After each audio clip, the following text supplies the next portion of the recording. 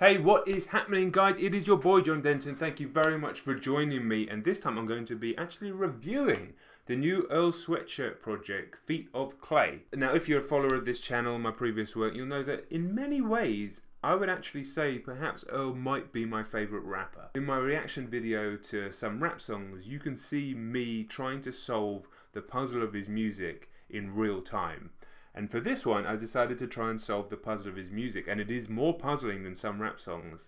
Not in real time, just because I really feel like this is music to live with, is music to study, is music to really dive into. And quite honestly, the first time you listen to Feet of Clay, or certainly the first time I listened to Feet of Clay, it's confusing, and it's supposed to be.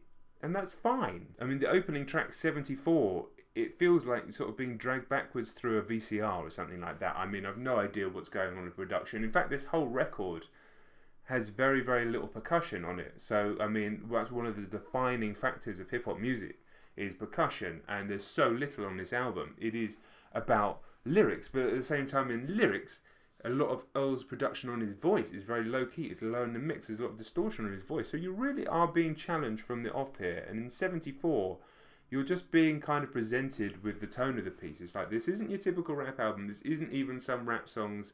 This is, you're either going to be in or out from the off. And quite honestly, if you are put off by those first, 1 minute 42 seconds of this track, I can't blame you. I genuinely can't blame you. It's not going to be for everybody. Music that is a puzzle to solve, music that is something that you have to listen to 10, 20 times to even start to get your head around, isn't for everybody, and we just have to accept that. It moves us nicely into the track East, and that's where the album really starts to take shape, I think, or the project EP, whatever you want to call it. Obviously it's very short, it's only 15 minutes long. And here you have this kind of like jaunty, almost MF Doomy type beat. It reminds me of something of Mad Villainy. Earl kind of, he almost sounds like he's kind of sauntering through it, like sauntering through the beat like an oblivious drunk. But every time you listen to it again, it is kind of upbeat and jaunty, and that contrasts so much with his lyrics. Bringing up a lyric here, one that caught me straight away and has really been playing around in my mind. I wait to be the light shimmering from a star, cognitive dissonance shattered, and the necessary venom restored. Now, I took that to mean that he needs to refine focus. It's a beautiful way of saying he needs to refine focus. He's suffering from cognitive dissonance, and that is the affliction of the open-minded and the thoughtful person, thinking two things at once, seeing both sides of the argument at once. It's actually an exhausting state of being, and I know from experience because I'm like that a lot. It allows you to see the world from both sides, and it allows you to have a different perspective, but it's actually exhausting. So for that to be shattered, for him to shine again like a star, to have the venom restored, means that he's reclaiming his focus, and he can get back to doing what he does with his pen, with his lyrics, with his music, with his art.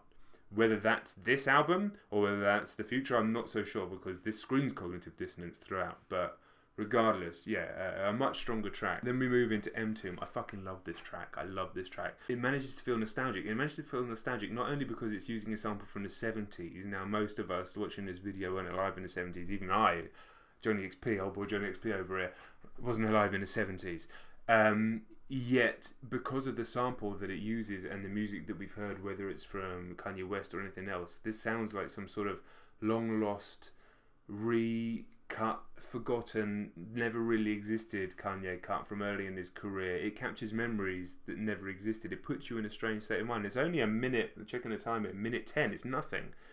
You want it to be a longer song, but this is a scattershot project, and you kind of had to take it at face value. That's that. No, you don't actually. I rescind that statement. You don't take anything else does at face value. But do you know what I mean? You have to accept that that is what he's trying to do, and being disappointed the songs aren't longer kind of goes against what it is. There's this lyric on here, just like my father, still got bones to pick out. I mean, given obviously his father's death, how he's been dealing that through his music, such a, I mean, what a lyric, like, but an amazing track. For 1 minute 10 seconds to get that much emotion, to get that much sentiment in a track, really does speak to his ability as an artist. Okay, we've got OD, which is obviously a track more about, you know, excess, drinking and excess.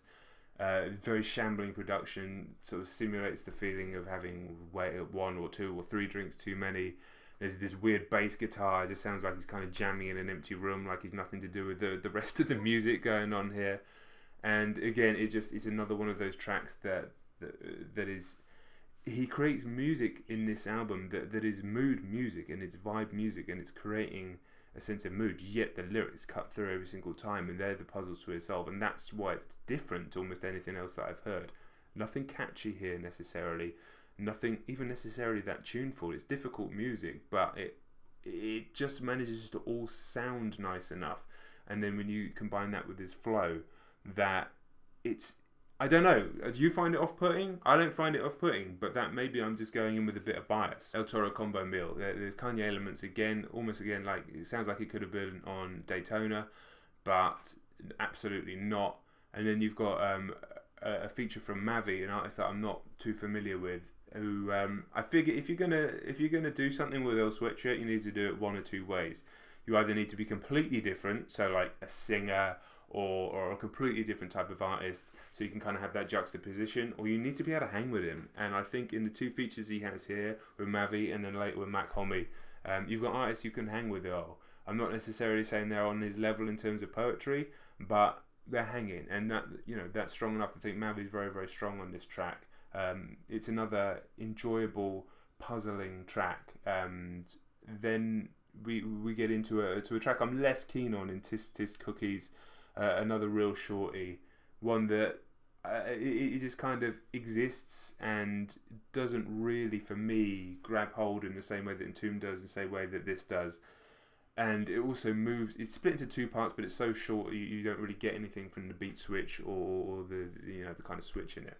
And then you move into the final track, and they're so fast, the whole thing's just a bit of it's like a whirlwind in your mind. It's like your mind gets put into a bit of a vortex.